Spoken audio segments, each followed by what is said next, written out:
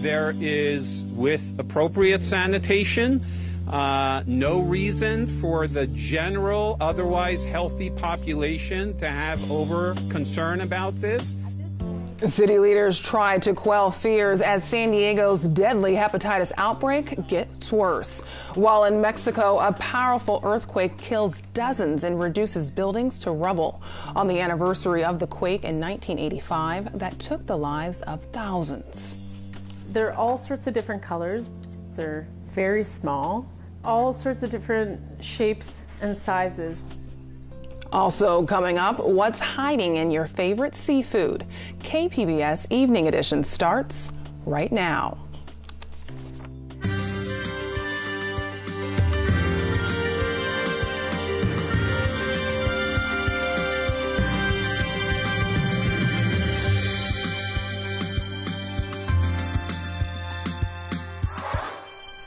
Good evening and thanks for joining us. I'm Ebony Monet.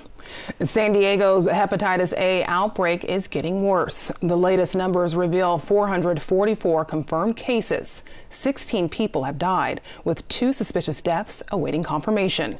KPBS reporter Matt Hoffman has more. City and county officials gathered downtown Tuesday to address the deadly hepatitis A outbreak, which the county's chief medical officer says is only going to get worse. Based on the unique and unprecedented situation that we are in San Diego currently, our public health department, under the leadership of Dr. Wooten, has expanded the base of who we are recommending receive vaccination. The county is trying to get the word out about the severity of the outbreak. The homeless, IV and illicit drug users, men who have sex with men, individuals having sexual contact with someone who has the hepatitis A infection, people with chronic liver disease, and individuals who have clotting factor disorders. These are all individuals that we stress must absolutely receive the hepatitis A vaccine. But many people who are homeless don't have access to a doctor or even a TV. We have had to spend a tremendous of extra time, talents, treasures, and tenacity for us to be able to do outreach with some very sometimes inaccessible and sometimes suspicious and reluctant individuals to convince them of the need to get vaccinated. But the county says most people are not at risk for the virus. There is, with appropriate sanitation, no reason for the general, otherwise healthy population to have over concern about this. In terms of the logistics, there is absolutely no vaccine shortage. Up north, Los Angeles County is declaring their own hepatitis A outbreak with 10 confirmed cases. It's unclear if the LA outbreak is related to San Diego. Matt Hoffman, KPBS News. Officials are also fighting the outbreak with free Hep A vaccinations. Dozens of people came to the downtown Central Library to get the shot. Health officials are encouraging anyone concerned about hepatitis A exposure to get vaccinated, especially first responders, people who are homeless, and people who work with the homeless, illegal drug users, and food handlers. The city is holding another vaccination clinic at the Central Library tomorrow from 2 to 5 p.m. Next week, several more free vaccination events will be held at other libraries around the city. The county says vaccinations are the best way to help stop the spread of hepatitis A. But KPBS health reporter Kenny Goldberg says another good way is in the palm of your hands. Hepatitis A is a highly contagious liver disease. It's spread when someone ingests food or water that's been contaminated with the feces of an infected person. It can also be spread through sexual contact. Dr. Hai Xiao is an infectious disease specialist at Sharp Chula Vista Medical Center. He says people can inadvertently spread the virus because the incubation period can be 28 days long. So they may not know that they're infected, but the virus could be shed in the feces and get on their hand after using the bathroom. It turns out that proper hand washing can go a long way toward preventing Hep A transmission. That's why county health officials have set up dozens of hand-washing stations in areas where the homeless congregate. They've also launched a campaign to vaccinate people at risk against the disease. The majority of the Hep A cases in San Diego have been among people who are homeless. Dr. Shao says the general public is not at high risk. I would say as long as you practice common sense and good hand hygiene, your chance of being infected with hepatitis A is low. 2 doses of the hepatitis A vaccine are recommended in early childhood. Federal health officials say since the vaccine became available in 1995, hepatitis A rates have declined by 95%. Kenny Goldberg, KPBS News. The San Diego City Council has approved a resolution opposing the Trump administration's proposed wall along the Mexican border. KPBS Metro reporter Andrew Bowen has more. The resolution says the proposed border wall would harm the environment and San Diego's economy. It also says the city will seek the names of all companies involved with the wall's design, construction, and financing. The resolution was proposed by Councilwoman Georgette Gomez, who held a rally outside the council chambers before the vote. Her colleague David Alvarez said during the meeting that the money spent on a border wall could be put to much better use. We can create a safe border. We can create an efficient border. We can create a border that really works if we spend the money in the right ways. It's pretty simple idea. The resolution passed 5-3 along party lines. Councilwoman Lori Zaff, a Republican, said a border wall exists already, and the council wasn't opposing that. Other than just political posturing, I don't see anything else. So I'm just going to end with, I'm not supporting this, obviously. It's just political posturing because I don't see a point to this resolution. Well, 6 companies have been selected to build prototypes of the wall. Barring a veto by the mayor, city staffers will start figuring out how the city can act on the resolution legally. Andrew Bowen, KPBS News. The death toll continues to rise after a powerful earthquake hits Mexico City. Here's video of some of the destruction captured by witnesses on the ground. Mexican authorities say more than 100 people are dead. The U.S. Geological Survey says a magnitude 7.1 quake was centered about 76 miles southeast of Mexico City. Today's earthquake struck on the anniversary of another major disaster. 32 years ago today, in 1985, a quake in Mexico killed as many as 10,000 people. Thousands of Haitians have settled in Mexico's northwest corner after the United States abruptly closed its doors. AP reporter Ned Barker says in Tijuana, Haitians wait tables at restaurants and fill factory jobs, pursuing what's become their Mexican dream. As thousands of Haitian migrants flee the U.S. for Canada, hoping for asylum. You're from Haiti? Yes. American citizen? Another group of Haitians have found opportunity south of the border, in Mexico. When I got here, I couldn't cross to the other side. Rodine Sanserine is one of about 4,000 Haitians who never made it across the border after the U.S. abruptly closed its doors. The journey for many of these migrants began after the devastating 2010 earthquake that killed tens of thousands and displaced 1.5 million people. Many Haitians started over in Brazil and other South American countries, but as Brazil's economy worsened and jobs dried up, thousands headed north. After initially allowing thousands of Haitians in, the Obama administration began deportations in late 2016, and the pace has picked up under President Donald Trump. As the U.S. closed its doors, Mexico opened theirs, giving thousands of humanitarian visas with permission to work. There's no reason for the Mexican government not to allow them to have those opportunities. Now many Haitians are stepping in to fill labor shortages at northern Mexico's factories and finding other jobs in the area. This company treats me well. I don't want to leave. I think my children will come here. In just a short time, the Haitian community has widened its footprint, working, worshiping, and learning a new language. In Mexico, they treat us very well. I don't know how it is for other Haitians, but for me, it's been very good. But as much as Abulson Etienne feels welcome in Tijuana, it's not a permanent solution. His wife and son were able to settle in New York before the policy shift. I want to see my kid. I feel sad every time I speak to my wife, hear my kid cry. I see my kid in video calls, but I can't touch or hug my firstborn. Etienne hopes he'll be permitted to visit his family one day so he can meet his son. For now, he's polishing his new skills, learning how to make the most of what's become the Mexican dream. Ned Barker, Associated Press. Frequent extended deployments, delayed maintenance, and nearly a decade of tight budgets. Navy leaders say those all may have been factors in 2 deadly ship collisions. The Navy's top commander testified at a Senate hearing today, looking into the crashes that killed 17 sailors. Over the past 9 years now, looking over as we review the data, the number of efficiency studies, effectiveness studies, can you do more with less? They all result in a constant pressure to, it rarely results in an increase. Having said that, sir, I maintain that this is an issue of command. The Navy has already fired 6 senior officers in connection with the accidents.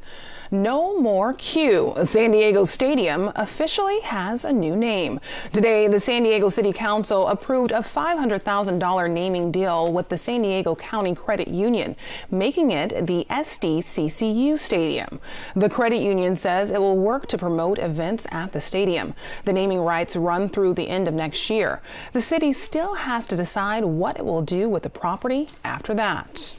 Well, go to the beach, park, or hiking trail in Carlsbad and you might notice something new.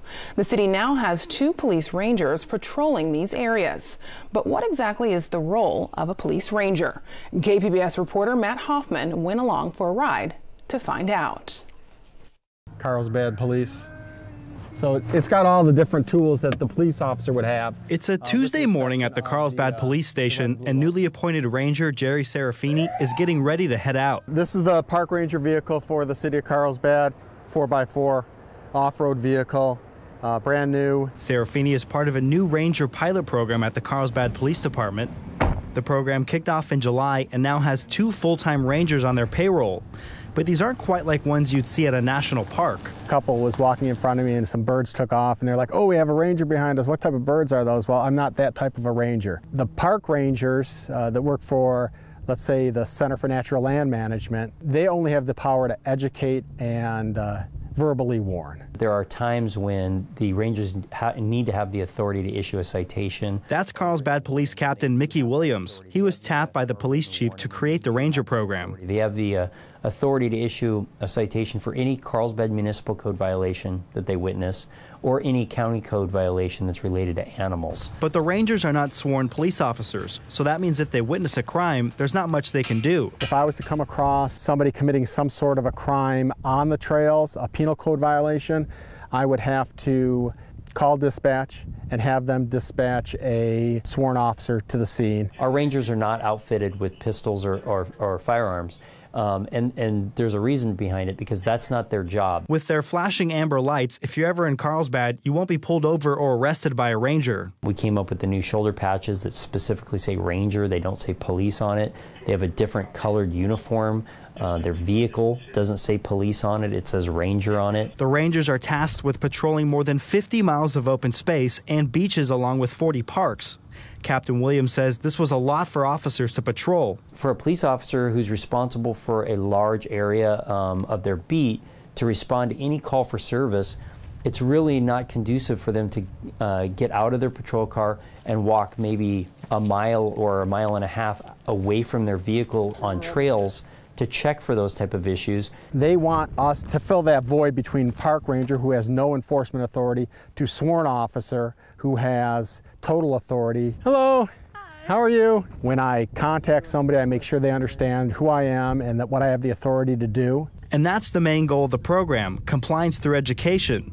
Because some people may not know, for example, it's illegal to have your dog off leash anywhere in Carlsbad. We get a mixed reaction from them because some people think that we are just like the other rangers that have been patrolling this for years. Since this is a brand new program, Serafini's duties and where he patrols are constantly changing. The Carlsbad Police Department has never had rangers, and they're still figuring out what does and doesn't work. That's the biggest hurdle that I have in this position, is that there's nothing set in stone as to what we're supposed to be doing. The one-year pilot program is costing the city of Carlsbad around $300,000.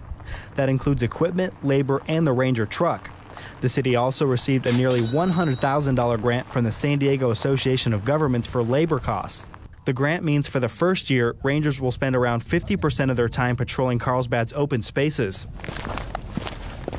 In April, the Carlsbad Police Department will present the program to City Council for review. That's when the council will decide to end, continue, or somehow modify the program. I'll go back to my old job if this doesn't work out. Serafini previously worked as a community service officer for the department where he didn't have much contact with people. I'm glad I ran into you guys today. Now as a ranger, he enjoys talking to residents and helping tourists, like when an out-of-town family was nervous about the steep volcano hike up Lake Calavera. They were a little bit concerned about having to go up there, or trying to find their way up there, so I was able to go up and take them to the top of the volcano, which was nice because they got to experience something they probably wouldn't have been able to had I not been out here. Matt Hoffman, KPBS News. Things have been cooling down in San Diego, and it looks like a little rain is on the way. Erin Calandra has more in tonight's forecast. We are seeing some pretty nice weather here in San Diego County. Taking a look at the radar and satellite for the last couple of hours, really not much going on. It's pretty quiet as we take a look at it. Bigger picture. We do see just some cloud coverage through Vegas and some spotty activity to the north of us. What we are seeing is a big dip in the jet stream coming all the way down to the south. So we're seeing snow in higher elevations in places in the Pacific Northwest. For tonight here in San Diego, though, 66 degrees, increasing clouds, and it's going to stay pretty nice here for today and tomorrow. So Oceanside tonight, 62 degrees, Poway 62 as well. San Diego 66, Ramona 56, Borrego Springs 66 degrees for our overnight lows. Here we are on Wednesday. We have this cool air coming in off the coast. We're really not going to feel the impacts of that until Thursday. That's when our weather here is going to change, and you're going to notice. Meanwhile, it is still hot in the deserts to the north of us. We're seeing showers, steady rain, and temperatures are dropping significantly. So here we are for tomorrow. It's still nice. Poway 81 degrees, Oceanside 75, San Diego 74, Alpine 78, and Borrego Springs getting that nice break into the double digits.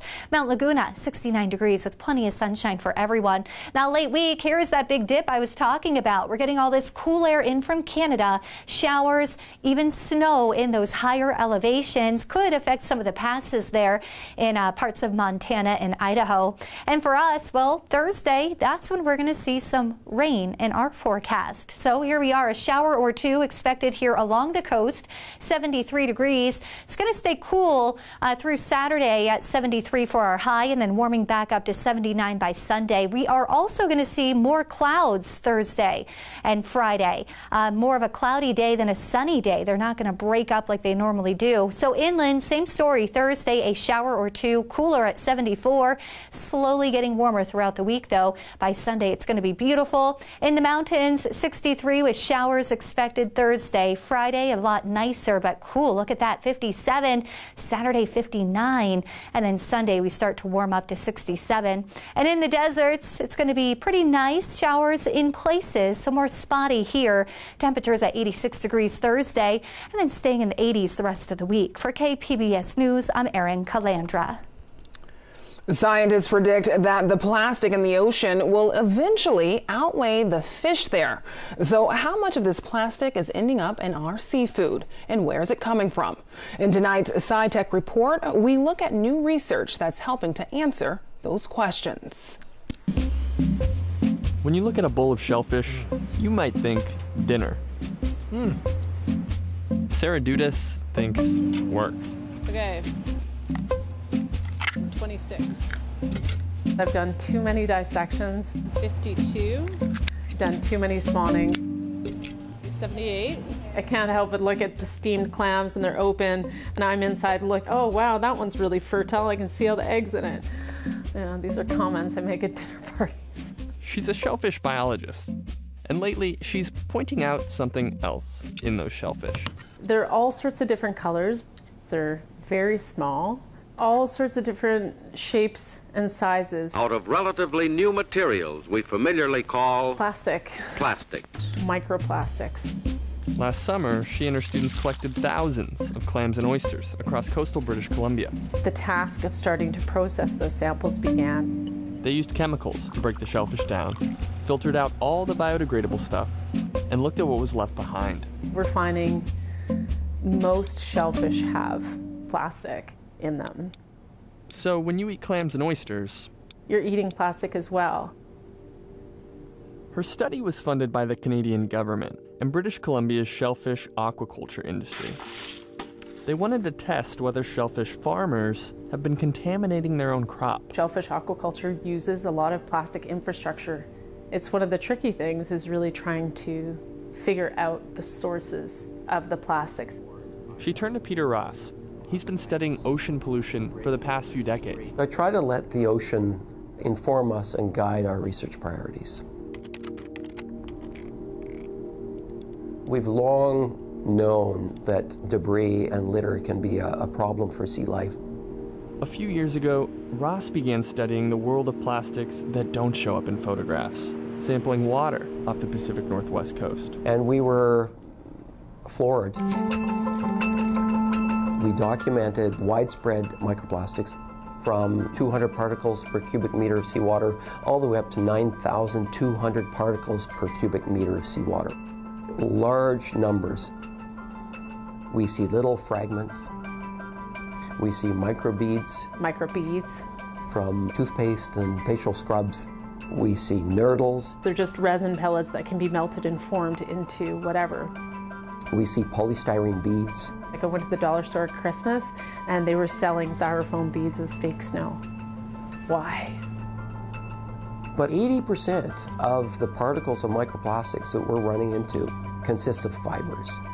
We see loads and loads of fibers. They're being readily ingested and consumed at the bottom of the food chain. So we're finding them basically in every species we look at. We need to know where those fibers are coming from. So lately, Ross's science lab is looking more like a crime lab. Okay, so we found this little particle. He's using forensic technology to trace these fibers back to their source. We're just going to pinch that down there and confirm what they are and where they might be coming from. It can calculate a particle's chemical makeup and cross-reference it with a global database of materials. So if we look at, say, the second and third ones, which are commercial products. It's a good match. 1, 2, 3 beautiful peaks. Good match. Nylon fiber, yeah. So this is kind of nice because they're all nylon, and you've got the data. They've also identified plastics like olefin and polyester, pointing to the fact that many of the fibers ending up in the ocean are starting their journey much closer to home, probably in your home. It would suggest that fibers are coming in part from our own clothing. One of Canada's biggest outdoor clothing retailers is taking notice. Just about all the fabrics we use are either wovens or knits, meaning that the fibers are kind of mashed up together in a weaving process or in a knitting process. Over time, more and more of them work loose as part of the washing cycle. That means a single load of laundry can create thousands of microplastics. And filters on washing machines and wastewater treatment plants aren't built to catch fibers that small. Those are getting flushed out into the water system. Crook says better filters could be one solution, but better clothing is another. Working with suppliers to find new materials and then testing them against the old ones to understand how they fail, where they fail. We don't know exactly which materials are degrading at which rates and what's out there in the water systems right now. That's part of what we're looking to the science for. The more we know about how this problem's manifesting in the water, the more we can go back and tinker and try to improve the materials. He hopes the data will start a conversation within the global apparel industry and beyond. Yeah, it's a society issue. It was indeed lucky for us that the men of plastics had labored so long and well. Ready to bring new beauty and comfort to your home and add charm to your peacetime living. When we look around our home and our work environment and our cities, we see plastic everywhere. My concern is that we've got this latent reservoir of products that is basically a future supply of broken down microplastics. And those microplastics are in turn ingested up into the food chain. So should you be concerned about being part of that food chain? Scientists don't know yet. Literally every day we're learning more about the risk that those microplastics might pose to the animals that are eating them, us included as well. But they do know how to avoid seeing the worst effects. Reduce plastic. Reduce our use of plastic. You can find more stories like that one on SciTech now, Sunday nights at 5:30 on KPBS. The San Diego Botanic Garden is inviting people to come smell one of their most funkiest flowers.